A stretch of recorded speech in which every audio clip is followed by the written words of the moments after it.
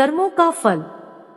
जिंदगी में कभी भी ऐसा काम नहीं करना चाहिए ताकि हमें बाद में पछताना न पड़े, और हमें ऐसे कर्म करने चाहिए ताकि दूसरों के लिए हम प्रेरणा का स्रोत बन सके। आज की हमारी धार्मिक कहानी इसी पर आधारित है, तो हम आपको कहानी सुनाते हैं।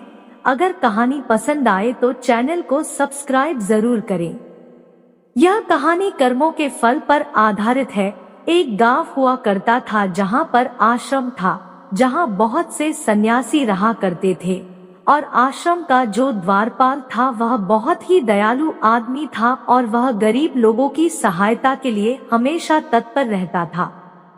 अपने काम करने के पश्चात जो उसे तनख्वाह मिलती थी वह उसे गरीब लोगों की सेवा के लिए खर्च कर देता था। गरीबों में से एक किसान था जिसकी पिछले साल के मुताबिक इस साल सेब की फसल बहुत अच्छी हुई थी, परंतु उसने सबसे पहले सेब को आश्रम के द्वारपाल को देने की सोची, क्योंकि वह बहुत दयालु था।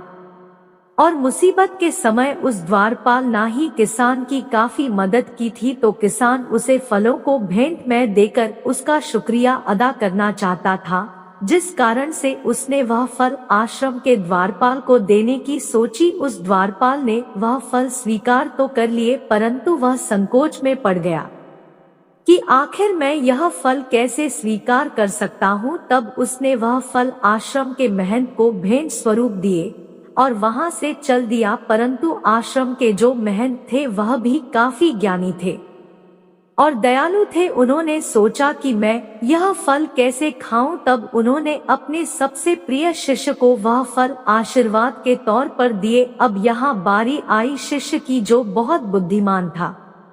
उसने फल जैसे ही खाने के लिए लिया, उसे याद आया कि क्यों ना यह फल रसोइये को दे दे जो आश्रम का खाना बनाता था, क्योंकि वह काफी दिनों से बीमार था। उसने यह सोचा कि इन फलों की जरूरत मेरे से ज्यादा उस बूढ़े बीमार व्यक्ति को है। उसने यह फल उस रसोइया को दे दिए और वहां से चल दिया। रसोइया ने जब यह लाल रसीले सेबों को देखा तो उसने सोचा कि क्यों ना यह फल उस व्यक्ति को दिए जाएं जो हमारी तन मन से सुरक्षा करता है। और उस बूढ़े व्यक्ति ने वह फल लाकर उस द्वारपाल को थमा दिए, और वह द्वारपाल उन सेबों को देखकर मुस्कुरा दिया और सोचने लगा कि यह तो वही फल है जो मैंने आश्रम के महंत जी को दिए थे। और वह समझ गया कि यह सिर्फ फल की टोकरी नहीं है, अपितु भगवान का आशीर्वाद है, और सेब की टोकरी को स्वीकार कर लिया। यह कहानी से हमें यह सीख मिलती है कि हम कोई भी कर्म क्यों ना करें, उसका फल हमें जरूर मिलता है, और जो हमारे नसीब में लिखा है वह घूम फिर कर हमारे पास अवश्य आता है।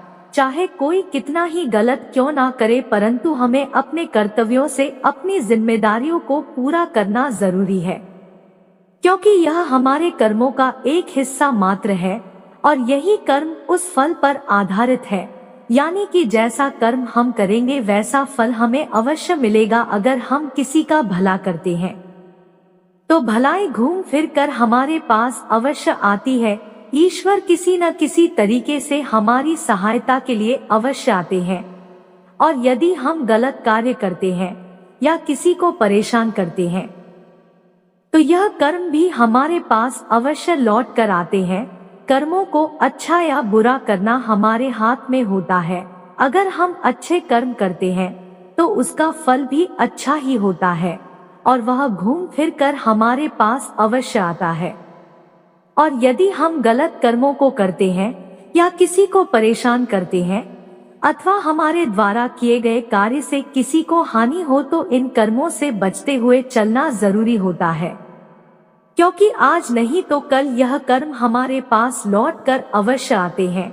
इसलिए कोशिश हमेशा ही करनी चाहिए कि हो सके तो किसी की सहायता करे, किसी की मुसीबतों को ना बढ़ाए।